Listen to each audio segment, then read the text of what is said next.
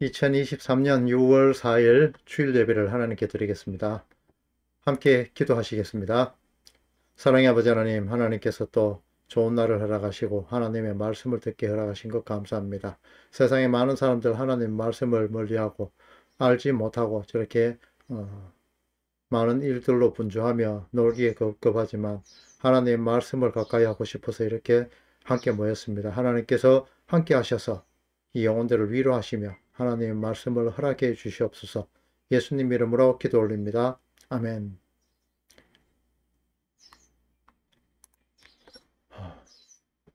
안녕하세요.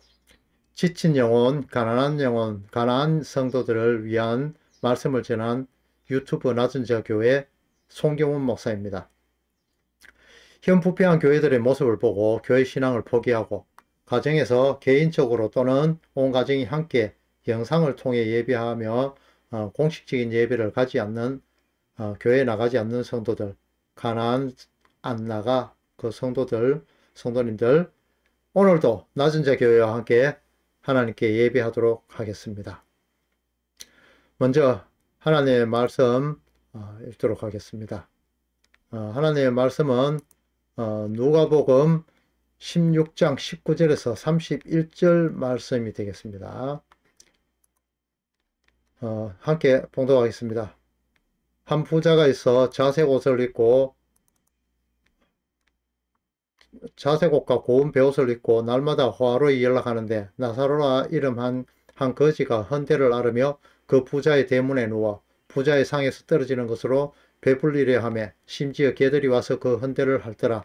이에 그 거지가 죽어 천사들에게 받들려 아브라함의 품에 안기고 부자도 죽어 장사되며 저가 음부에서 고통 중에 눈을 들어 멀리 아브라함과 그 품에 있는 나사로를 보고 불러 가로되 아버지 아브라함이여 나를 긍휼히 여기사 나사로를 보내어 그 손가락 끝에 물을 찍어 내 혀를 서늘하게 하소서. 내가 이 불꽃 가운데서 고민하나이다. 아브라함이 가로되 예 너는 살아있을 때 네 좋은 것을 받았고 나사로는 고난을 받았으니 이것을 기억하라. 이제 저는 여기서 위로를 받고 너는 고민을 받느니라. 이뿐 아니라 너희와 우리 사이에 큰 구렁이 끼어 있어 여기서 너희에게 건너가고자 하되 할 수 없고 거기서 우리에게 건너올 수도 없게 하였느니라.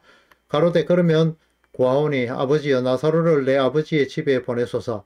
내 형제 다섯이 있으니 저희에게 증거하게 하여 저희로 이 고통받는 곳에 오지 않게 하소서. 아브라함이 가로되 저희에게 모세와 선지자들이 있으니 그들에게 들을지니라. 가로되 그렇지 아니하나이다. 아버지 아브라함이여 만일 죽은 자에게서 저희에게 가는 자가 있으면 회개하리다. 가로되 모세와 선지자들에게 듣지 아니하면 비록 죽은 자 가운데서 살아나는 자가 있을지라도 권함을 받지 아니하리라 하였다 하시니라. 아멘.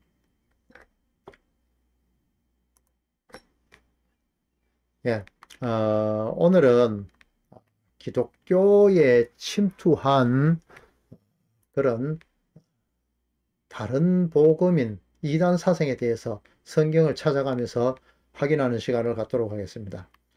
이것을 설교하는 이유는 이것에 현혹되어서 하나님의 참된 축복으로부터 멀어져 가는 것을 보는 것이 안타까운 마음에서 이렇게 짚어보고 넘어가려고 그렇게 생각하고 있습니다. 많은 변형된 그런 사탄의 술수에 기독교의 이런 사탄의 술수가 기독교 교리인 양 아름답게 포장해 갖고 오니까 우리는 알지 못하고 이렇게 독약인데 그것이 아름답게 포장되어 있으니까 우리가 인지를 하지를 못한 상태에서 정말 많이 기독교 안에 들어와 있거든요. 잘 분별하도록 하나님께 늘 기도하시는 그런 하나님의 자녀들 되시기를 축원합니다. 먼저 번영신학과 삼중구원, 그러니까 삼박자 축복이라고 명칭되는 것에 대해서 한번 살펴보도록 하겠습니다. 번영신학이란 말을 들어보신 분들도 또 들어보시지 못한 분들도 있으리라 봅니다. 그 내용은 다음과 같습니다. 첫 번째, 예수님을 제대로 믿으면 복을 받는다. 제대로 믿으면입니다. 두 번째, 주의 일을 헌신하면 하나님께서 복을 내리신다. 헌신하면. 세 번째, 자신의 것을 나누면 번영하게 된다. 아, 이것은 인간 중심의, 그러니까 인본주의적인 사고에서 파생되는 그런 율법 준수에 따른 축복을 추구하던 그런 유대주의와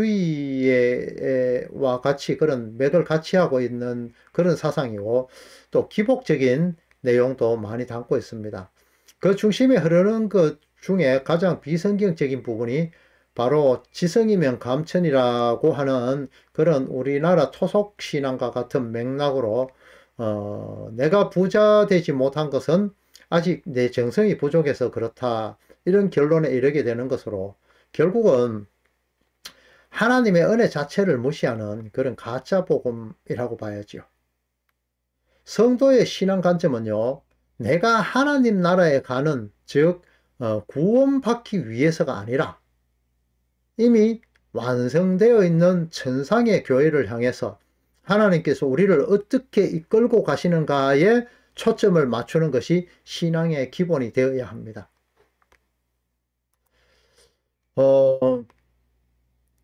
부와 성공과 축복, 형통, 이런 것을 통해서 역사하는 것은 하나님이 아니고 사탄이거든요.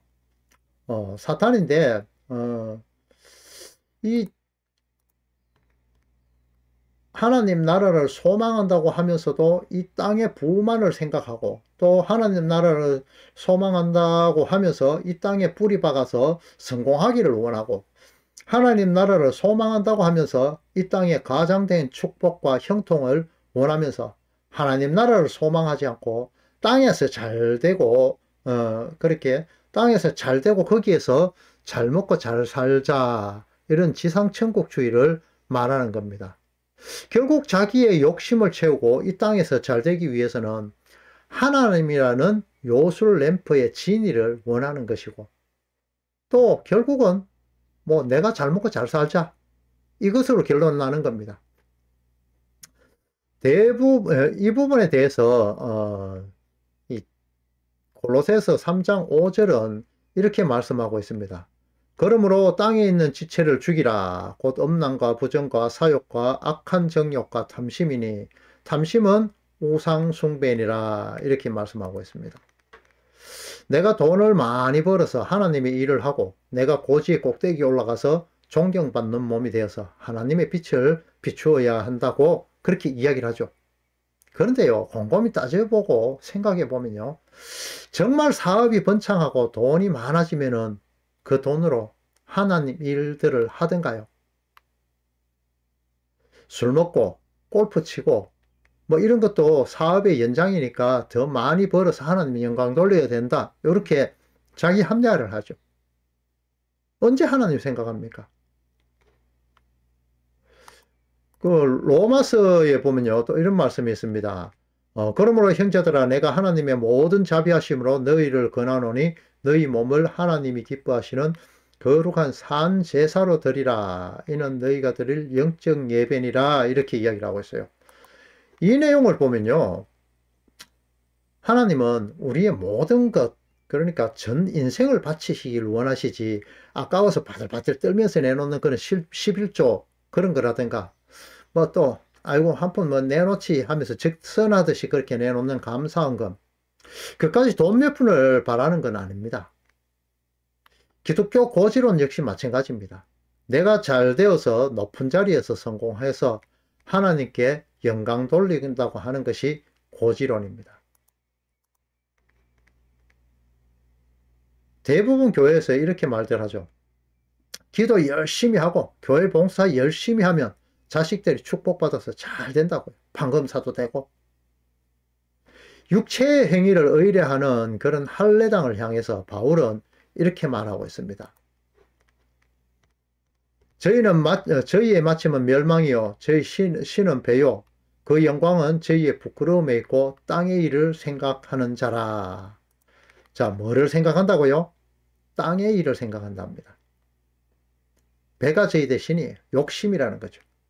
높은 자리에서 원하는 것은 하나님의 영광보다는 솔직히 자신이 당당하고 뻐기고 싶음, 뭐 이런 것이 더 강한 게 사실 아닌가요? 우리나라에 장로가 대통령이 된 예가 있죠. 그 사람들요, 유세할 때 온갖 가문이슬로 크리스찬들한테 표를 구걸을 했죠. 그리고 대통령이 되고 난 뒤에 뭘 했습니까? 청와대에 우상들이 났습니다. 교회를 핍박하는 그런 시절이 그 시절이었습니다. 고지에 올라가서 정말 하나님의 영광을 돌렸습니까? 유명 연예인들이요, 하나님을 섬긴다고 하면서도 마약에 빠지고, 잘 나간다는 일부 목사들이 하나님 까불면 나한테 죽어 뭐 이러면서 하나님 되기 놀이에 빠져가지고 결국은 하나님을 대적하는 결과를 낳고 말았죠. 그야말로 무당작교가 돼버린 겁니다. 건강해야 하나님의 축복, 이거 아닙니다. 부자가 되어야 하나님 축복? 이것도 아니죠. 은사가 넘쳐야, 은사가 있어야 뭐 방언을 한다든가 이런 거 있잖아요. 그래서 축복을 받은 것이다? 그것도 아니잖아요. 여러분 아시잖아요. 날 때부터 맹인된 자들에 대해서 제자들이 예수님한테 질문합니다. 이거 누구 죄입니까? 자신의 죄입니까? 부모의 죄입니까? 물으니까 예수님은 그거 아니야. 하나님이 자기 일을 하시는 것을 나타내고자 그렇게 하신 그 도구야. 이렇게 이야기를 하고 있다고요. 우리의 건강하거나 병든 건 역시 어떤 상황에 처했을지라도 하나님께서 사용하신다는 그런 것입니다. 저주가 아니란 말입니다. 하나님의 일을 나타내시기 위해서 하나님의 계획의 일부가 우리에게 주어지는 것이 바로 건강이라는 겁니다.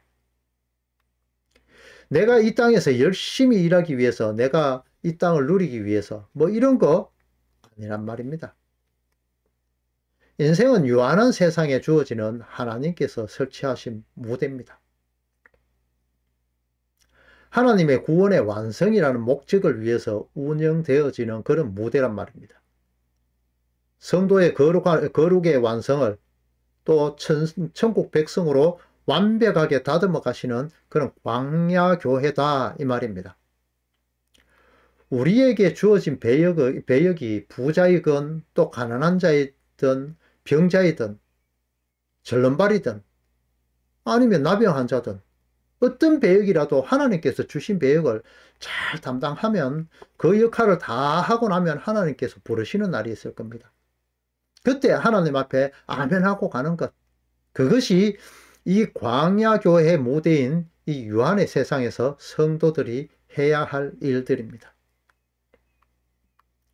하나님의 빛을 프리즘을 통해서 그렇게 마구 왜곡시키고 굴절시켜서 내보내지 말고 점검같이 다듬어지고 맑은 거울로 하나님 앞에 가공 없이 굴절 없이 하나님의 빛을 그대로 내보내세요. 그곳까지 이르게 되는 것이 이 땅에서 성도의 삶의 배역인 것입니다. 아, 건강하고 부자 되는 거요? 은사 있는 거요? 그 축복 누리세요. 좋습니다. 그런데요, 그게 나를 위해서 하거든요. 그 나를 위해서가 아니라 하나님께서 주신 배역에 걸맞는 그 삶을 위해서 살아야 된다. 그 말씀을 드리는 겁니다. 그 모든 것의 발현지 자체는 하나님이시고 그분께서 그 모든 것을 운용해 나가도록 그분께 우리의 삶을 맡겨야 된다. 그 말입니다. 내게 주어졌다고 내 것이 아니라 이 말입니다. 자, 그러면 다음에 삼박자 축복이라는 참 웃지 못할 것에 대해서 한번 보도록 할 텐데요. 요한 3서 1장 2절입니다. 사랑하는 자여, 네 영혼이 잘된 같이 네가 범사에 잘되고 강건하기를 내가 간구하노라. 이런 성경 말씀을요, 도적질을 해가지고 영혼이 잘 되면 범사가 잘 되고 범사가 잘 되면 건강해진다. 이런 논리를 펴는 것이 삼박자 축복이라는 겁니다. 첫 번째 영혼이 잘 되면 두 번째 범사가 잘 되고 세 번째 건강해진다는 거죠. 아브라함과 이삭과 야곱이 모두 거부였다. 이러면서 말이죠. 하나님의 복을 받는 사람은 믿음을 통한 구원과 함께 물질의 축복도 받는다고 결론을 내고 있습니다. 아브라함이 정말 하나님 말씀 따라서 정말 잘 사는 정말 순종적인 그런 영적인 사람이었던가요? 지난번에 한번 설교 때 또 말씀드렸을 겁니다. 갈대아 우르 땅을 떠나면서요, 본토 친척 아비집을 떠나라는 하나님 명령이 있었음에도 조카인 친척 롯을 데리고 나오지요. 이건 불순종입니다. 엄연히요.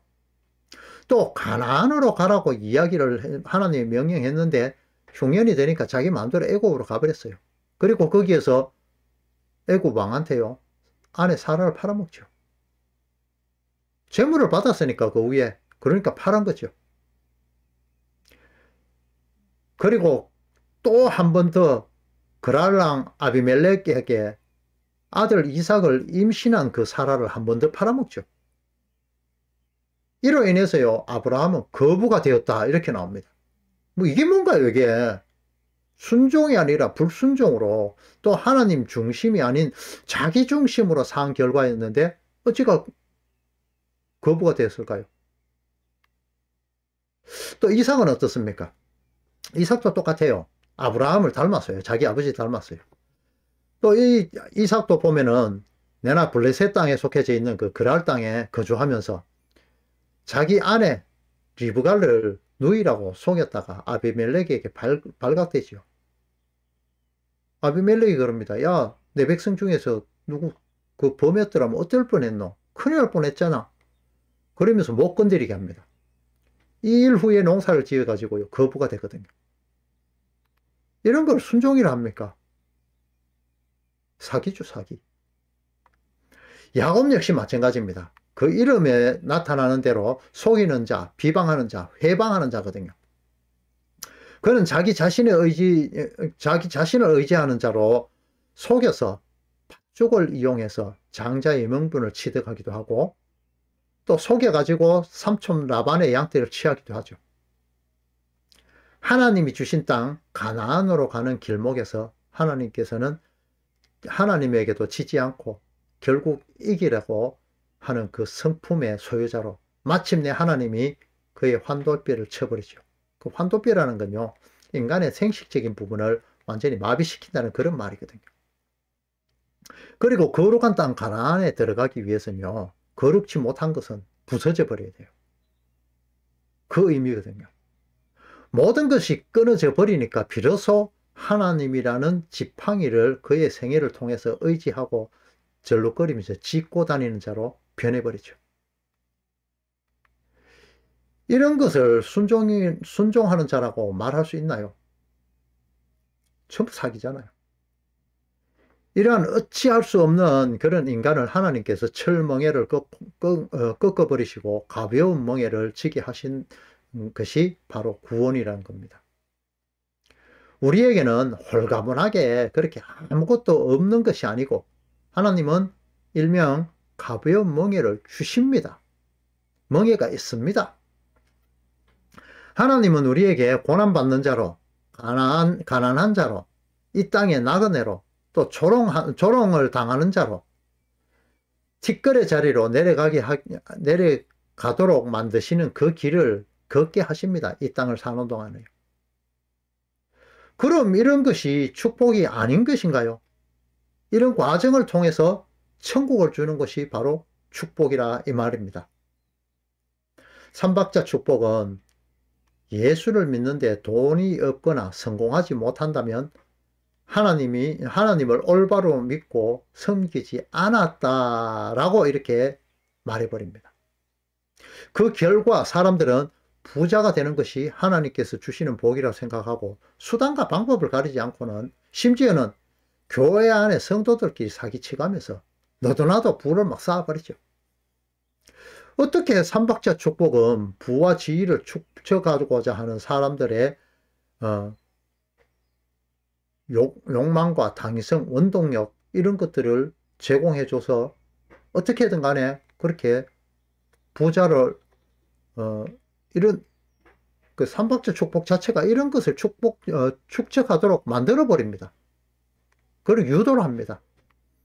특히 신문 방송을 도배하는 그런 부패한 정치인들하고 고위공직자들은 자기의 욕심을 채우기 위해서 그렇게 교회에 나오지 않습니까? 그것이 맞다면은 오늘 본문의 거지 나사로, 그 거지 나사로가 천국을 갔는데 그것은 말이 안 되죠. 축복도 못 받았는 사람인데, 예수님을 믿고 부자가 되는 것은 축복이라는 가짜 복음을 삼박자 축복이라고 교묘하게 포장해서 사람들이 부자되고 고지를 점령하도록 영적 눈을 가려버리는 것입니다.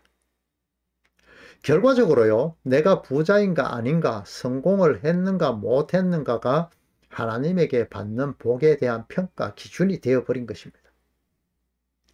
뭐 꽁지 안 넘기 매라고요. 어떻게 하든지 부자만 되면 된다는 식의 그 논리는 뭐 어느덧 진리처럼 굳어져 버렸습니다.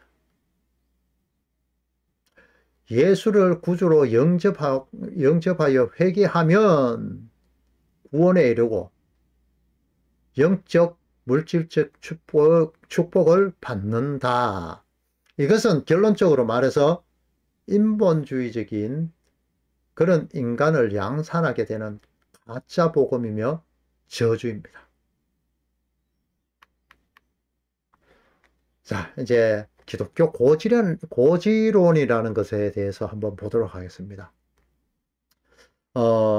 고지론이라는 것은 전투에서 고지를 점령해야 그 전투에서 이기고 영토를 장악할 수 있다, 이런 논리거든요. 따라서 그리스도인이 세상을 변화시키기 위해서는 사회 파워 집단을 장악, 즉 고지의 정복이 가장 우선되어야 한다, 이런 의미입니다. 우수한 재원들을 복음으로 변화시키면 그들이 성공한 만큼 사회에서 영향력을 발휘해서 우리 사회를 더 많이 변화시키게 되거나 교회 내의 우수한 인재들이 사회 곳곳에 포진시켜져서 세상을 변화시켜서 기독교화 시켜야 한다, 이런 의미입니다. 이 가짜 복음을 주장하는 사람들은요, 구약의 요셉, 다니엘과 같은 인물을 그 예로 들고 있습니다.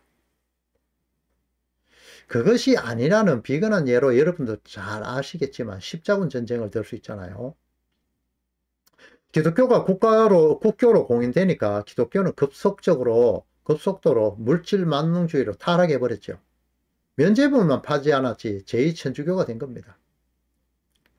교회가 권력으로 그렇게 부상되면서 교황의 권위는 더 높아지고 결국 타국으로 침범해가지고 죽음 아니면 기독교를 믿으라고 십자군 깃발을 높이죠. 그로 인해서 정복된 그 국가들은요, 형식적으로 믿는 국가가 되었지만 기독교에 대한 반발은요, 너무 강해져 버립니다. 그 당시 최대의 고지를 점령한 그들이, 그러니까 교황도 되고 세상을 움직였잖아요. 그들이 저지른 일들은 살인이었고 하나님의 이름을 빙자한 인본주의를 세상에 깔아버린 겁니다. 고지를 점령한 장로, 대통령의 모습이 어떠했었어요? 자, 이제 이 마지막으로 한번 살펴볼 것이 가계에 흐르는 저주. 여러분들이 이거 들어보셨지요? 가계에 흐르는 저주, 이거 참 기독교에 지금 너무 많이 들어와 있습니다. 잘 한번 들어보시기 바랍니다. 자, 첫 번째요. 조상의 죄와 그 죄에 대한 하나님의 저주가 가계를 통해서 후손에게 계속 유전된다. 두 번째, 그 저주는 질병과 재앙, 가난, 사고 등을 포함한다. 셋째, 예수를 믿는다고 하여 가계의 저주가 끊어지지 않는다. 이렇게 이야기를 하거든요. 꿈의 축제교회 담임 목사인 이윤호 목사는 1999년도에 배단위 출판사를 통해 가지고 가계에 흐르는 저주를 이렇게 끊으라 라는 책을 발간하고 가계 저주론을 주장했습니다. 가계 저주론은요, 신관, 기독교론, 구원론, 귀신신앙, 축사기도문, 운명론 등 이런 것을 통해 가지고 가짜 복음을 세상에 퍼뜨렸습니다.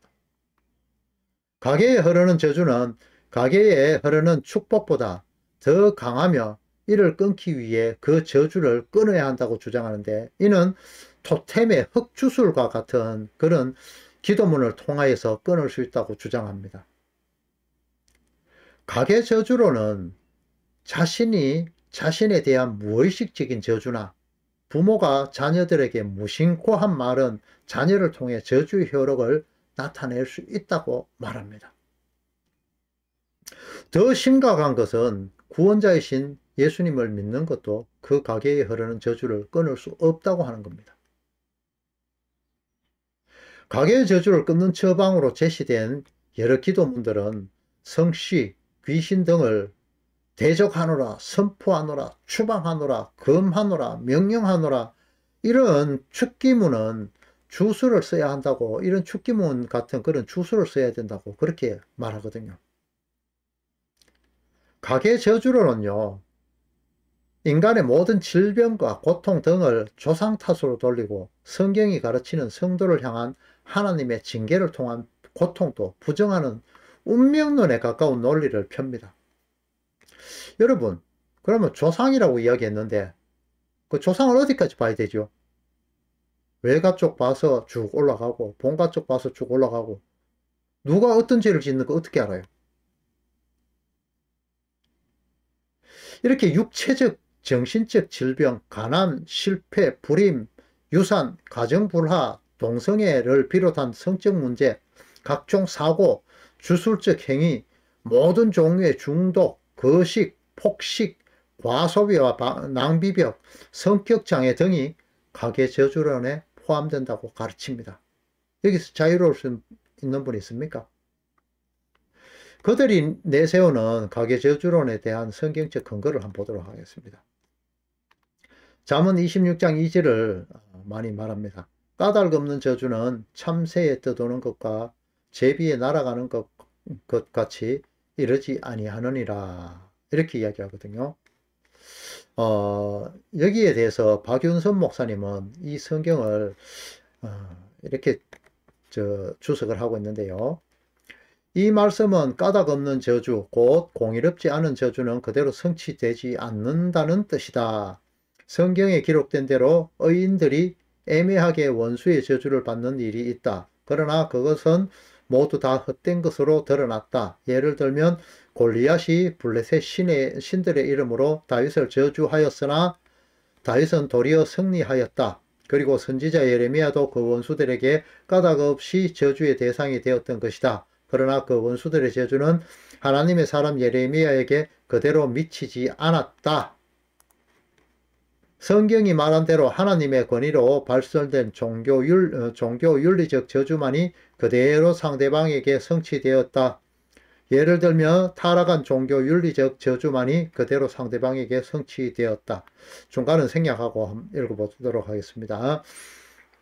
그러나 이 교에서 사용하는 저주는 마술적인 것이고 또 헛된 것이다. 그것이야말로 까닭 없는 저주이다. 예를 들면 불교의 저주가 그런 것이다. 이 아래에 그것을 간단히 소개하고 비판하려 한다. 곧 석가열애가 선포한 427마디로 된 주문이 있는데 누구든지 그것을 써서 집안에 간직해 두기만 해도 한평생의 모든 독의 해를 받지 않으며 재앙이 소멸되며 소위 전생에서부터 지은 모든 죄악은 끓는 물에 녹듯이 없어진다고 한다. 이런 주문은 윤리적 성격을 전혀 가지지 않았고 다만 마술적 성격을 띈다. 그것은 능력 발휘가 그것에 가진 자의 선악과 아무런 관련도 가지지 않는다. 그것은 허망한 미신 사상에 속한다. 이렇게 이야기를 하고 있거든요. 조금 전에 잠언서를 현대어 성경으로 한번 보도록 할게요. 참새가 훌쩍 날아가 버리듯 제비가 날쌔게 떠돌아다니듯 까닭 없이 퍼부어대는 저주는 사람에게 해를 끼칠 수 없다. 이렇게 번역을 하고 있습니다. 그리고요, 그들이 즐겨 쓰는 또 하나의 즐겨 쓰는 성경 구절이 있는데요. 출애굽기거든요. 그것들에 절하지 말며 그것들을 섬기지 말라. 나 여호와 너희 하나님은 질투하는 하나님인즉 너희를 미워하는 자들의 죄를 갚되 아비로부터 아들에게 3, 4대까지 이르게 하거니와 나를 사랑하고 내 계명을 지키는 자에게는 1000대까지 은혜를 베푸느니라. 이렇게 이 구절을 사용을 하고 있습니다. 어, 여러분, 이 구절 역시 박윤선 박사님은 또 이렇게 이야기를 하고 있습니다. 주석을 해요. 미워하는 자라는 것은 끝까지 회개하지 않고 하나님을 참되이 섬기지 않는 자를 말합니다. 3, 4대까지 이른다는 말은 그 범죄자의 자손이 3, 4대까지 회개치 않는 경우에 그렇게 죄값을 당한다는 것이다. 그 자손들이 회개하고 하나님을 참으로 공경하는데도 조상의 죄값을 당한다는 것은 아니다.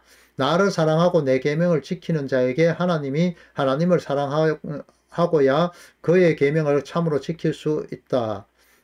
만일 그의 하나님을 사랑하지 않고 자기 자신의 어떤 유익을 위하여 하나님의 계명을 지키려 할 때에는 그의 순종이 참되지 않을 뿐더러 하나님이 그와 같이 순종을 기쁘게 여기시지도 않으신다. 천대까지 은혜를 베푸시느니라. 이 말씀을 보면 하나님께서 사람에게 벌을 주심보다 은혜를 주시기를 기뻐하신다. 그런데 여기서 문제되는 것은 의인의 자손들은 대대손손이 다 잘 되는가 하는 것이다. 우리는 이 점에 있어서 이 문구의 의미를 바로 알아야 된다. 이 문구의 의미는 하나님을 참으로 공경하는 자들은 그들의 자손들 중 천대에 이르러서도 축복을 받는 일이 있다는 것입니다. 예를 들면 아브라함은 그의 자손들 중 예수 그리스도가 나셨으니 그는 아브라함 후 2000년 지나서 나신 분이었다. 아브라함의 후손 육적 자손이라고 하여 다 잘 되는 것은 아니다. 예를 들면은 이스라엘에게서 난 자들과 그 밖에 많은 자손들은 복을 받지 못한 일들도 있다. 이렇게 기록하고 있습니다. 회개를 통해서 하나님의 저주가 끊어지거든요. 축기문이나 행위로 인해서 그렇게 끊어지는 것은 없습니다. 에스겔서 18장 2절을 보면요. 너희가 이스라엘 땅에 속한 땅에 대한 속담에 이르기를 아비가 신포도를 먹었으므로 아들이 이가 시다고 하면 어찌미뇨. 이것을 들어가지고 아버지가 그렇게 신포도를 먹었으니까 아들도 이빨이 시다 이렇게 이야기하면서 조상의 죄를 책임져야 된다 이렇게 이야기하거든요. 근데 이 구절에 맞대응 되는 성경을 한번 보도록 하겠습니다. 예레미야 31장 29절 30절입니다. 그때 그들이 다시는 이르기를 아비가 신포도를 먹었으므로 아들이 이가 시다 하지 아니하겠고 신포도를 먹는 자마다 그 이가 심과 같이 각기 자기 죄악으로만 죽으리라. 분명하죠. 자, 후손들에게 죄를 묻지 않는 하나님께서 우상숭배를 하는 자들의 경우에는 3, 4대까지 죄를 묻겠다는 표현을 함으로써 하나님은 우상숭배를 아주 싫어하신다는 것을 강조하는 표현으로 봐야 됩니다. 그 이유로 바로 함께 나타나는 평행구절에서 하나님의 계명을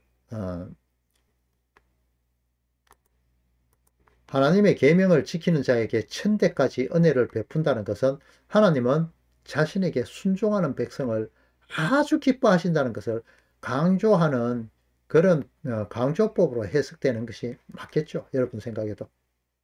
자, 예레미야서 14장 20절을 한번 봅니다. 여호와여 우리가 우리의 악과 우리 조상의 죄악을 인정하나이다. 우리가 주께 범죄하였나이다. 참 이걸 보고요. 조상의 죄를 우리가 회개해야 된다. 뭐 이런 사람들이 많이 있거든요. 참 성경을 제대로 한번 보시기 바랍니다. 이 성경 구절은요. 남유다와 북이스라엘 전체가 타락했고 예레미야 선지자는 유대인을 하나의 공동체임을 항상 표출하는 그런 선지자였거든요. 그래서 선조와 현세까지 이르는 모든 유대인들이 하나님으로부터 범죄했기 때문에 지금 현재 그러니까 예레미야가 기도하는 그 시대를 한탄하면서 중보 기도하는 그 모습입니다. 안타까워하는 그 모습입니다. 공동체에 대한 안타까운 모습을 이야기하거든요. 축복과 저주가 있음을 명확히 드러내는 그런 구절도 정확하게 또 있습니다. 자, 예레미야서 17장 9절입니다. 만물보다 거짓되고 심히 부패한 것은 마음이라 누가 능히 이를 알리오마는 나 여호와는 심장을 살피고 폐부를 시험하고 각각 그의 행위와 그 행실대로 보응하느니. 자, 우리가 예수님을 믿어도 조상의 그 죄와 저주를 계속 승계를 받아야 한다면은 예수님의 십자가의 대속은 불완전한 승리가 되고 말죠. 더욱이요, 가계 저주론자들은 저주를 사단의 뜻이라고 그렇게 이야기를 하거든요. 그런데요, 예수님이 고난을 받고 십자가에 돌아가신 것이 사단의 뜻인가요? 성경은요, 예수님의 고난이 하나님의 예정과 뜻대로 이루어졌다, 이렇게 이야기를 하고 있습니다. 자, 성경 하나 더 보겠습니다. 이제 가계에 흐르는 저주, 가계에 흐르는 저주, 이것과 반대되는 그 부분에 대해서 한번 보도록 하겠습니다. 성경에 나옵니다.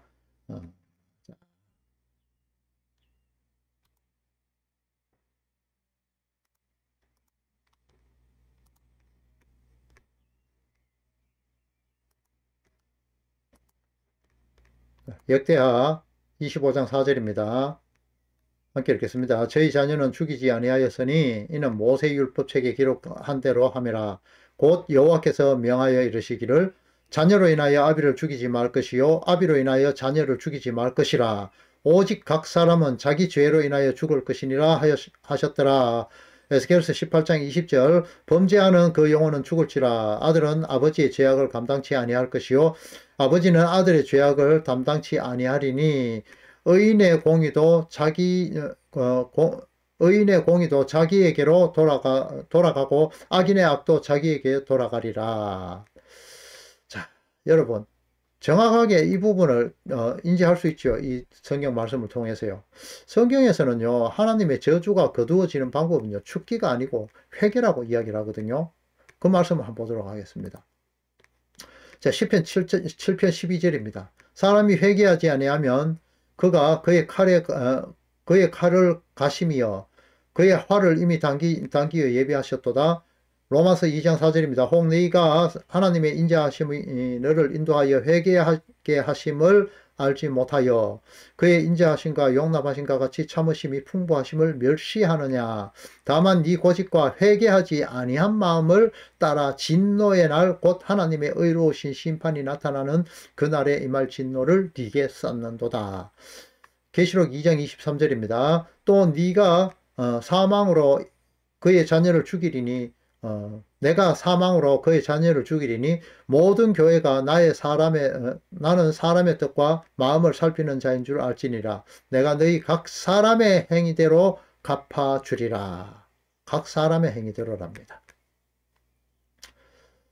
자, 그러면은 개인적인 어떤 그런 행위에 의해서 구원받는 게 아닌 것이 나오지요. 자, 인카운터, 내적 치유 수양회, 전인적 수양회 등 모두 용어만 다르지요. 다 동일한 것이거든요. 또 신사도 운동, G12, 두 날개 이런 것에서 다 유래되어 있습니다. 정말로 모르고 만약에 이런 것에 동참하셨다면요. 지금부터라도 수정해야 됩니다. 안 하셔야 되죠. 교회나 단체에서 가르치는 어떤 인위적인 프로그램을 통한 것 중 가계의 저주와 재앙, 질병이 차단되는 것 자체는 이상한 내용입니다. 특히 두 날개, 그러니까 두 날개는 셀교회, 축제예배 이 두 가지를 두 날개라 이야기하거든요. 이 두 날개의 체계는 예수를 믿어도 피에 흐르는 가계의 저주가 없어지지 않지만 자신들의 양육 프로그램을 통해 가계의 저주가 차단된다고 그렇게 가르치고 있습니다. 더욱이 그들이 가르치는 그 차단 방법은 죄와 트라우마를 종이에 적어서 불태우는 것, 인위적으로 만든 기도문을 암송하는 것, 대적 기도와 선포 기도를 함으로써 차단하는 것, 땅 밟기 기도, 이거 많이 하죠. 실제로 기름 붓는 것, 십자가를 땅에 묻는 것 등 그런 무속적인 방법들이 동원되거든요. 가계저주로는요, 신사도운동, G12, 두날개, 다락방에서 가르치는 아주 잘못된 이론입니다. 절대로 이것을 따르면 안 됩니다. 자, 마지막으로 참고로 한번 말씀드리는 게 있는데, 우리가 상가에 많이 가지 않습니까? 상가에 갈 때 보면은 상가 고인의 명복을 빕니다. 여러분 중에서도 상가에 가시거나 뭐 카톡 등 뭐 SNS를 통해 가지고 이런 말들을 사용해 보신 적이 있는 분들 많이 있죠. 그런데요, 아셔야 되는 것이 여기서 사용되는 명복이란 단어를 주목을 하셔야 됩니다. 명복이라는 한자는요, 어두울 명자와 복복자를 쓰거든요.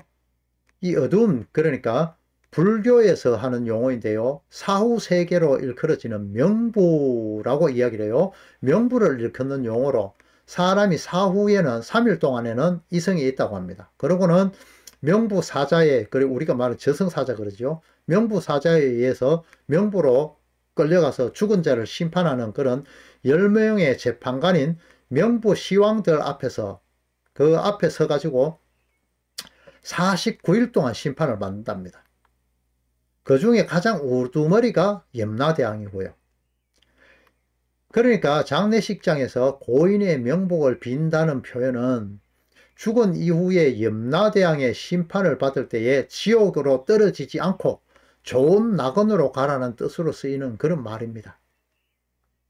크리스찬으로 사용하기는 아주 부적절한 그런 언어죠. 그러면 어떤 용어를 사용해야 되느냐?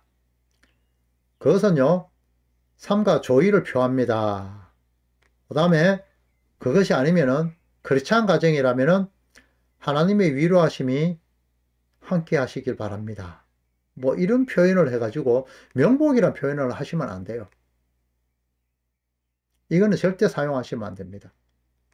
마지막으로요, 성경 구절 한번 같이 읽고 예배를 마치도록 하겠습니다. 현대어 성경으로 한번 적어 봤습니다.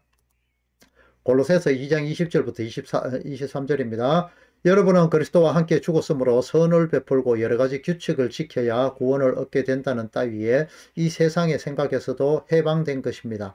그런데 왜 여러분은 이런저런 음식은 먹지도 맛보지도 말고 손대지도 말라고 하는 등의 규칙에 아직까지도 얽매여서 살고 있습니까?